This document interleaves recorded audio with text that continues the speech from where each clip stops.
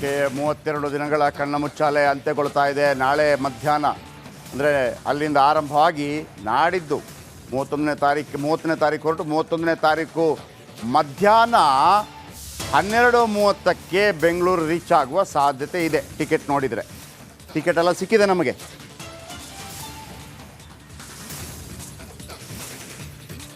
ಮೇ 31ರಂದು ಮ್ಯೂನಿಚ್ನಿಂದ ಬೆಂಗಳೂರಿಗೆ Prajwal ticket book ಆಗಿದೆ.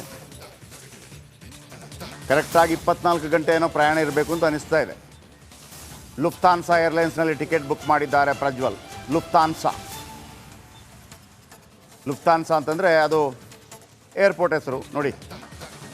Prajwal booking ಮಾಡಿರುವಂಥ ಟಿಕೆಟ್ ಇದು. 12:30ಕ್ಕೆ ಹೊರಡ್ತಾರೆ 30ನೇ ತಾರೀಕು ಮಧ್ಯಾಹ್ನ. ಮರುದಿವಸ ಮಧ್ಯಾಹ್ನ 12 ಗಂಟೆ 30 ನಿಮಿಷಕ್ಕೆ ಇಲ್ಲಿ ರೀಚ್ ಆಗ್ತಾರೆ. ಅಲ್ಲಿ ಹೆಸರಿದೆ ನೋಡಿ, Prajwal Revanna. Business class ticket ಮಾಡಿದ್ದಾರೆ. ಒಂದು ದಿವಸ ಬೇಕು ಅಲ್ಲಿಂದ ಇಲ್ಲಿಗೆ ಬರೋದಕ್ಕೆ. ಆಮೇಲೆ ಒಂದೇ ಫ್ಲೈಟ್, ಕೆಲವೊಮ್ಮೆ 4 ಫ್ಲೈಟಲ್ಲಿ ಚೇಂಜ್ ಆಗುತ್ತೆ, ಹಂಗೇನಿಲ್ಲ, ಒಂದೇ ಫ್ಲೈಟಲ್ಲಿ ಬರೋದು. ಅವರು ಇಳಿತಾ ಇದ್ದಾಗೆ SIT ಅವ್ರನ್ನ ಲಬಕ್ ಅಂತೇಳಿ ಕ್ಯಾಚ್ ಹಾಕೊಂಡ್ಬಿಡುತ್ತೆ. ಅದಕ್ಕೆಲ್ಲ ವ್ಯವಸ್ಥೆಗಳನ್ನು ಮಾಡಿದ್ದಾರೆ. ಇದು ಪಾಸ್ಪೋರ್ಟ್ ಅವ್ರದ್ದು. ಓಕೆ, ಇದು ಐ ಥಿಂಕ್ ಹಾಗಂತ ನೋಡಿ, ಇಲ್ಲಿ ಒಂದು ಎಕ್ಸ್ಪೈರಿ ಡೇಟ್ ಕೊಟ್ಟಿದ್ದಾರೆ 30/11/2024. ಹಾಗಾಗಿ ಅಲ್ಲಿ ತನಕ ಟೈಮ್ ಇದೆ ಅಂತ ಅಂದ್ಕೊಂಡಿದ್ದೀನಿ. ಮೋಸ್ಟ್ ಪ್ರಾಬಬ್ಲಿ ಎಲ್ಲ MP ಗಳಿಗೆ ಕೊಡುವಂಥ ಈ ಡಿಪ್ಲೊಮ್ಯಾಟಿಕ್ ಪಾಸ್ಪೋರ್ಟ್ 6 ತಿಂಗಳ ಕಾಲಾವಕಾಶ ಜಾಸ್ತಿ ಇರುತ್ತೆ ಅಂತ ನಾನು ಅಂದ್ಕೊಂಡಿದ್ದೀನಿ. ಯಾಕಂದರೆ 2019ರಲ್ಲಿ ಕೊಟ್ಟಿದ್ದಾರೆ ಈ ಪಾಸ್ಪೋರ್ಟ್ ಇವರಿಗೆ. 2024 ನವಂಬರ್ ತನಕ ಇದೆ. ಸೊ ಹಾಗಾಗಿ 31ನೇ ತಾರೀಕು ಮುಗಿದೋಗುತ್ತೆ ಅನ್ನೋದು ಸುಳ್ಳು, ಅದು ತಪ್ಪು ಕಲ್ಪನೆ. ಯಾಕಂದರೆ ನಾವು ಒಮ್ಮೆ ಅಂದ್ಕೊಂಡ್ವಿ ಅಂದರೆ ಒಂದು 6 ತಿಂಗಳು ಕೂಡ ಒಂದು ಜಾಸ್ತಿ ಕೊಡಲ್ವಾ. 6 ತಿಂಗಳು ಕೊಟ್ಟಿದ್ದಾರೆ. ಈಗ ಸಾಧಾರಣವಾಗಿ ಒಬ್ಬ ಮಿನಿಸ್ಟ್ರಿಗೆ ಮನೆ ಕೊಟ್ಟರೆ ಒಂದು 6 ತಿಂಗಳು ಕಾಲಾವಕಾಶ ಕೊಡ್ತಾರೆ ಅವರು ಬೇರೆ ಕಡೆ ಅಡ್ಜಸ್ಟ್ ಆಗೋ ತನಕ. ನಡಿ ಈಗ ಶುರು ಮಾಡೋಣ. ಕೇಸರಿಯಿಂದ ಮನೋಲ್ಲಾಸ ಮನಸ್ಸು ಮತ್ತೇರಿ ಕುಣಿದಾಡಿದೆ ನೋಡು, ಮನಸ್ಸು ಮತ್ತೇರಿ ಕುಣಿದಾಡಿದೆ ನೋಡು. ಕ್ಷಣ ಕ್ಷಣವೂ ಆಚರಿಸಿ ಕೇಸರಿ ಹಬ್ಬ. ವಿಮಲ್ ಬಾಯಲ್ಲಿ ಹೇಳಿ ಕೇಸರಿ ಅಂತೇಳಿ ಇಲ್ಲೂ ಕೊಟ್ಟಿದ್ದಾರೆ. ಸೊ ಹಾಗಾಗಿ ಪಾಸ್ಪೋರ್ಟ್ ಏನು ಎಕ್ಸ್ಪೈರಿ ಆಗಲ್ಲ ನನ್ನ ಪ್ರಕಾರ. ಈ ಅಲ್ಲಿ ನಂಬರ್ ಇದೆ ನೋಡಿ, ಪಾಸ್ಪೋರ್ಟ್ ಎಕ್ಸ್ಪೈರಿ ಆಗಲ್ಲ. ಅದು ನೆಕ್ಸ್ಟು ನಾಡಿದ್ದು ನವಂಬರ್ ತನಕ ಇದೆ ನೋಡಿ. 12:30 AM ಅಲ್ಲಿಂದ ಇಲ್ಲಿಗೆ ಬರೋದು 8 ಗಂಟೆ 55 ನಿಮಿಷ ಅಷ್ಟೇನಾ? 8 ಗಂಟೆ 55 ನಿಮಿಷ. ಈಗ ನೀವು ಬೆಂಗಳೂರಿಂದ ಡೆಲ್ಲಿಗೆ ಹೋಗ್ಬೇಕಂದ್ರೆ 2 ಗಂಟೆ 15 ನಿಮಿಷ. ಹಾಗೆಯೇ 9 ಗಂಟೆ. ಓಕೆ, ಇದರ ಬಗ್ಗೆ ಇನ್ನು ಈಗ ಗೃಹ ಇಲಾಖೆ, ಹೋಮ್ ಮಿನಿಸ್ಟರ್ ಪರಮೇಶ್ವರ್ ಇದರ ಬಗ್ಗೆ ಮಾತಾಡಿದ್ದಾರೆ. ಏನು ಹೇಳಿದ್ದಾರೆ ಪರಮೇಶ್ವರ್, ಬನ್ನಿ ಕೇಳೋಣ.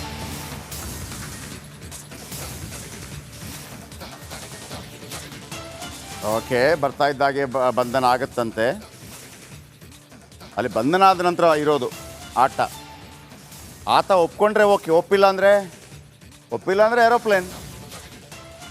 ಪ್ರಜ್ವಲ್ ಬಂಧನ ಬೆಂಗಳೂರಿನಲ್ಲಿ ಅವ್ರು ಬಂದ ತಕ್ಷಣ ಬಂಧನ ಆಗುತ್ತೆ ಅಂತ ಹೇಳಿದ್ದಾರೆ. ಅದೇನು ಹೊಸ ವಿಷಯ ಅಲ್ಲ ಬಿಡಿ, ನಮಗೆಲ್ಲ ಗೊತ್ತಿದೆ. ಆಮೇಲೇನು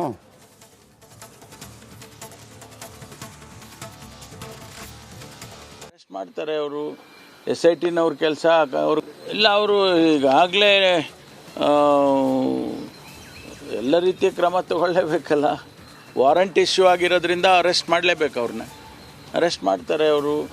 SITನವ್ರ ಕೆಲಸ ಅವ್ರಿಗೆ ಕಾಯ್ತಾ ಇದ್ದಾರೆ.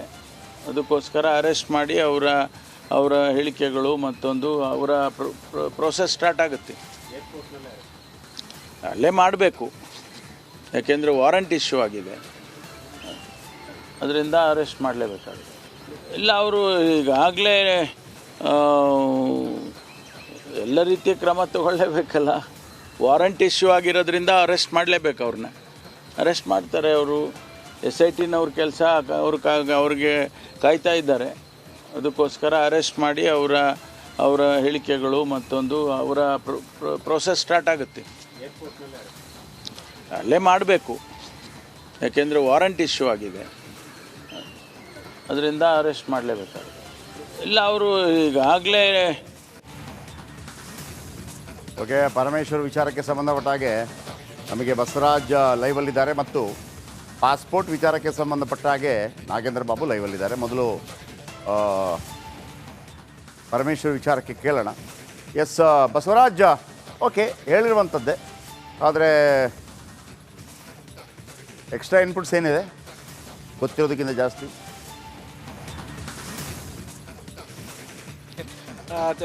ಜಯಪ್ರಕಾಶ್, ಎಕ್ಸ್ಟ್ರಾ ಇನ್ಪುಟ್ಸು ಈ ಪ್ರಜ್ವಲ್ ಬಂದ ತಕ್ಷಣ, ಭಾರತಕ್ಕೆ ಬಂದ ತಕ್ಷಣ ಅವ್ರನ್ನ ಬಂಧನ ಮಾಡಲೇಬೇಕಾದಂಥ ಅನಿವಾರ್ಯತೆ ಈಗ SITಗೆ ಇರ್ತಕ್ಕಂಥದ್ದು. ಯಾಕಂದರೆ ಆತನನ್ನು ಅರೆಸ್ಟ್ ಮಾಡಬೇಕಾಗಿ ಅವತ್ತನ್ನು ಹುಡ್ಕೊಂಡು ಬಂದು ಹೋಗಿ ಅರೆಸ್ಟ್ ಮಾಡಬೇಕಾಗಿತ್ತು SIT. ಆದರೆ ಆತನೇ ಶರಣಾಗತಿ ಆಗೋ ತನಕ ವೇಟ್ ಮಾಡ್ತಕ್ಕಂಥದ್ದು ಒಂದು ವೈಫಲ್ಯ ಕೂಡ SITದು. ಹಾಗಾಗಿ ಪ್ರೆಷರ್ ಕೂಡ ರಾಜ್ಯ ಸರ್ಕಾರದ ಮೇಲೆ ಬಿದ್ದಿದೆ. ಈ ಪ್ರಶ್ನೆಯನ್ನು ಗೃಹ ಸಚಿವರಾದಂಥ ಪರಮೇಶ್ವರ್ ಅವ್ರನ್ನ ಕೇಳಿದಾಗ, ನಾವು ಯಾವುದೇ ಈ ವಿಚಾರದಲ್ಲಿ ಒಂದು ರಿಯಾಯಿತಿಯನ್ನು ಕೊಡೋದಿಲ್ಲ, ಆತ ಭಾರತಕ್ಕೆ ಬಂದ ತಕ್ಷಣ ಒಂದು ಬಂಧನ ಮಾಡುವಂಥ ಕೆಲಸವನ್ನು ಮಾಡ್ತೇವೆ ಮತ್ತು ವಾರೆಂಟ್ ಕೂಡ ಇಶ್ಯೂ ಆಗಿರೋದ್ರಿಂದ ಎಲ್ಲ ಪ್ರಕರಣಗಳು ಯಾವೆಲ್ಲ ಬುಕ್ ಆಗಿದೆ ಆ ಪ್ರಕರಣಗಳ ವಿಚಾರವಾಗಿ ತನಿಖೆ ಆಗುತ್ತೆ.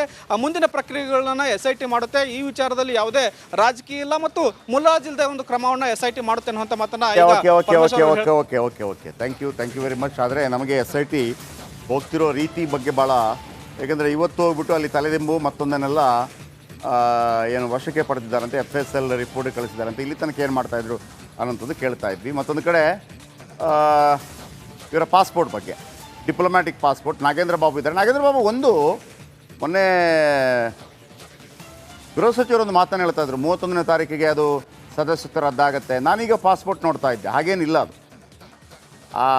ಒಂದು ವೇಳೆ ಡಿಪ್ಲೊಮ್ಯಾಟಿಕ್ ಪಾಸ್ಪೋರ್ಟ್ ಆಗಿದ್ರು ಕೂಡ ನಾನು ಡೇಟ್ ನೋಡ್ತಾ ಇದ್ದೆ, ನಾಡಿದ್ದು ನವಂಬರ್ ತನಕ ಇದೆ ಅದು. ಅಂದರೆ ಒಂದು 6 ತಿಂಗಳು ಕೊಡ್ತಾರಲ್ವಾ, ಸಡನ್ನಾಗಿ ಕಟ್ ಮಾಡೋದಿಲ್ಲ. ಸೊ ಪಾಸ್ಪೋರ್ಟ್ ಅದರ ದಿನಾಂಕ ಅಂತ್ಯಗೊಳ್ಳುತ್ತೆ ಅಂತ ಏನಿಲ್ಲ. ಪಾಸ್ಪೋರ್ಟ್ ಅವ್ರಿಗೆ ಇನ್ನೂ 6 ತಿಂಗಳ ಕಾಲಾವಕಾಶ ಇದೆ. ಮೈ ಕ್ವಶನ್ ಈಸ್ ಭಾಳ ಇಂಟ್ರೆಸ್ಟಿಂಗ್ ಇರೋದು, ಈಗ ಹೌದಪ್ಪ ಆ ವಿಡಿಯೋದಲ್ಲಿರೋದು ನಾನು ಅಂತ ಒಪ್ಕೊಂಡ್ರೆ ಅದಕ್ಕೇನು ಪ್ರಹಸನಗಳು ನಡೆಯುತ್ತೆ, ಒಪ್ಪದೇ ಇದ್ದಾಗ ಏನಾಗುತ್ತೆ ಅಂತೇಳಿ.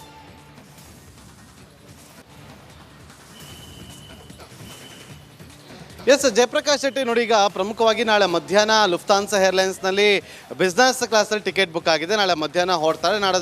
ನಾಳೆ ರಾತ್ರಿ 12 ಗಂಟೆ ಸುಮಾರಿಗೆ ಬೆಂಗಳೂರಿಗೆ ತಲುಪ್ತಾರೆ. ಇಲ್ಲಿ ಅರೆಸ್ಟ್ ಮಾಡ್ತಾರೆ. ಗೃಹ ಸಚಿವರು ಹೇಳಿದ್ರೆ ನಾವು ಕೂಡ ಕೇಳಿಸ್ಕೊಂಡ್ವಿ, ಇಲ್ಲಿ ಅರೆಸ್ಟ್ ಮಾಡ್ತಾರೆ, ಯಾವುದೇ ಅನುಮಾನವಿಲ್ಲ. ಯಾಕಂತಂದರೆ ರಾಜತಾಂತ್ರಿಕ ಪಾಸ್ಪೋರ್ಟನ್ನು ರದ್ದು ಮಾಡಬೇಕು ಅಂತೇಳಿ ಇನ್ನು ಮನವಿಯನ್ನು ಮಾಡಿಕೊಂಡ್ರಲ್ಲ, ವಾರಂಟ್ ಸಮೇತ ಇವರು ಪತ್ರವನ್ನು ಬರೆದಿತ್ತು. ಹಾಗಾಗಿ ಆಲ್ರೆಡಿ ಕೋರ್ಟಿಂದ ವಾರಂಟ್ ಇಶ್ಯೂ ಆಗಿರುವಂಥ ಹಿನ್ನೆಲೆಯಲ್ಲಿ ಅದೇ ವಾರಂಟ್ ಆಧಾರದಲ್ಲಿ ಈಗ ಅರೆಸ್ಟ್ ಮಾಡ್ತಾರೆ. ಬಂದು ಲ್ಯಾಂಡ್ ಆಗ್ತಾ ಇದ್ದಂತೆಯೇ ಅವರನ್ನು ವಶಕ್ಕೆ ಪಡೆದುಕೊಳ್ತಾರೆ SIT ಟೀಮ್. ಅದಾದ ಬಳಿಕ 24 ಗಂಟೆ ಇರುತ್ತೆ ಅವರ ಬಳಿ. ಅವರನ್ನು ವಿಚಾರಣೆಗೊಳಪಡಿಸೋದಕ್ಕಾಗಲಿ ಕೋರ್ಟ್ನ ಮುಂದೆ ಪ್ರೊಡ್ಯೂಸ್ ಮಾಡೋದಾಗಲಿ ಇದೆಲ್ಲವೂ ಕೂಡ ಇರುತ್ತೆ. ಆದರೆ ಈ ವಿಚಾರಣೆ ಸಂದರ್ಭದಲ್ಲಿ ನೀವು ಕೇಳಿದ ಹಾಗೆ ಹೌದು ಆ ವಿಡಿಯೋದಲ್ಲಿ ಇರೋದು ನಾನೇ ಅಂತ ಒಪ್ಕೊಂಡಿದ್ದೆ, ಆದರೆ ಅದಕ್ಕೆ ಆದಂಥ ಆಯಾಮದಲ್ಲಿ ತನಿಖೆಯನ್ನು ನಡೆಸ್ತಾ ಹೋಗ್ತಾರೆ. ಎಲ್ಲೂ ಕೂಡ ಬಲವಂತ, ನೀವು ಬೆಳಗ್ಗೆ 9 ಗಂಟೆಗೆ ಇದೇ ವಿಚಾರವನ್ನು ಕೂಡ ಪ್ರಸ್ತಾಪ ಮಾಡ್ತಾಯಿದ್ರಿ. ಸೊ ನಾನು ಹೌದು ಅಂತ ಒಪ್ಕೊಂಡಿದ್ದೆ, ಆದರೆ ಬಲವಂತದಿಂದ ಎಲ್ಲಾದರೂ ಮಾಡಿದ್ದೀವಾ ಅಂಥೇಳಿ ಅವರು ಕಾನೂನಾತ್ಮಕವಾದಂಥ ಹೋರಾಟಗಳನ್ನು ಮಾಡೋದಕ್ಕೆ ಮುಂದಾಗ್ತಾರೆ. ಜೊತೆಗೆ ಯಾರನ್ನು ಕೂಡ ನಾವು ದೌರ್ಜನ್ಯಕ್ಕೆ ಒಳಪಡಿಸಿಲ್ಲ ಅನ್ನುವ ವಿಚಾರವನ್ನು ಪ್ರಸ್ತಾಪ ಮಾಡೋದಕ್ಕೆ ಮುಂದಾಗ್ತಾರೆ. ಯಾರಾದರೂ ಸಂತ್ರಸ್ತೆಯರು ಬಂದು, ಆ ವಿಡಿಯೋದಲ್ಲಿರುವಂಥ ಸಂತ್ರಸ್ತೆಯರು ಬಂದು ನಮ್ಮ ವಿರುದ್ಧವಾಗಿ ನಾವು ಬಲವಂತದ ರೀತಿಗೆ ಮಾಡಿದ್ವಿ ಅಂತೇಳಿ ಕಂಪ್ಲೇಂಟನ್ನು ಕೊಟ್ಟಿದ್ದೀವ ಅನ್ನುವ ವಿಚಾರವನ್ನು ಪ್ರಸ್ತಾಪ ಮಾಡೋ ಮೂಲಕ ಕಾನೂನಾತ್ಮಕವಾದಂಥ ಹೋರಾಟಗಳನ್ನು ಮಾಡೋದಕ್ಕೆ ಮುಂದಾಗ್ತಾರೆ. ಒಂದು ವೇಳೆ ನಾನು ಆ ವಿಡಿಯೋದಲ್ಲಿ ಇಲ್ಲ ಅಂತ ಹೇಳಿದ್ದೆ ಆದರೆ ಅದನ್ನು ಪ್ರೂವ್ ಮಾಡಬೇಕಾಗಿರುವಂಥವ್ರು SIT ಅವರು. ಆ ವಿಡಿಯೋದಲ್ಲಿ ಇರುವಂಥವ್ರು ಅವರೇ ಅಂತೇಳಿ ಟೆಕ್ನಿಕಲ್ ಎವಿಡೆನ್ಸ್ಗಳನ್ನು ಕಲೆಕ್ಟ್ ಮಾಡಬೇಕು, ಬಯಾಲಜಿಕಲ್ ಎವಿಡೆನ್ಸ್ಗಳನ್ನು ಕಲೆಕ್ಟ್ ಮಾಡಬೇಕು. ಜೊತೆಗೆ ಆ ವಿಡಿಯೋದಲ್ಲಿ ಅವರೇ ಇರೋದು ಅನ್ನೋದನ್ನು ಸಾಕ್ಷ್ಯಾಧಾರಗಳ ಸಮೇತವಾಗಿ ಅದನ್ನು ಪ್ರೂವ್ ಮಾಡಬೇಕಾಗುತ್ತೆ. ಅದಕ್ಕೆ ಸಾಕಷ್ಟು ಕಾಲಾವಕಾಶಗಳು ಕೂಡ ಅವ್ರಿಗೆ ಇರುತ್ತೆ. ಅದನ್ನು ಸಮಯವನ್ನು ತೆಗೆದುಕೊಳ್ತಾರೆ. ಕಾನೂನಾತ್ಮಕವಾದಂಥ ಸಲಹೆಯನ್ನು ಕಾನೂನು ತಜ್ಞರ ಸಲಹೆ ಪಡೆದುಕೊಂಡು ಅವರು ತನಿಖೆಯನ್ನು ಚುರುಕುಗೊಳಿಸ್ತಾರೆ. Jayaprakash, thank you. ಈಗ ಒಂದು ಪೆನ್ ಡ್ರೈವ್ದು ಸ್ಟೋರಿ ಮುಗೀತು, ಇನ್ನೊಂದು ಪೆನ್ ಡ್ರೈವ್ ಸ್ಟೋರಿ ಶುರುವಾಗಿದೆ.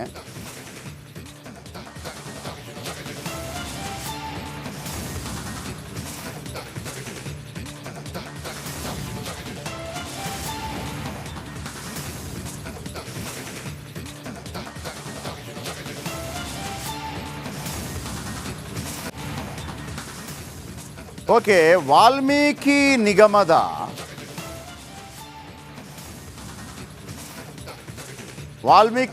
ಅಧಿಕಾರಿ ಸಾವಿನ ತನಿಖೆ ಇದೀಗ ಚುರುಕುಗೊಂಡಿದೆ. ಚಂದ್ರಶೇಖರ್ ನಿವಾಸಕ್ಕೆ CID ತಂಡ ಭೇಟಿ ಕೊಟ್ಟಿದ್ದಾರೆ.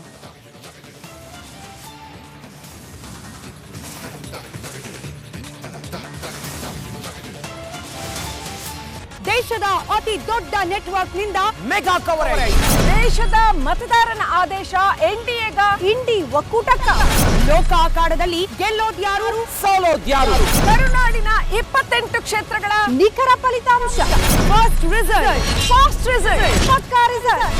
Number 1 election team, number 1 network, number 1 coverage.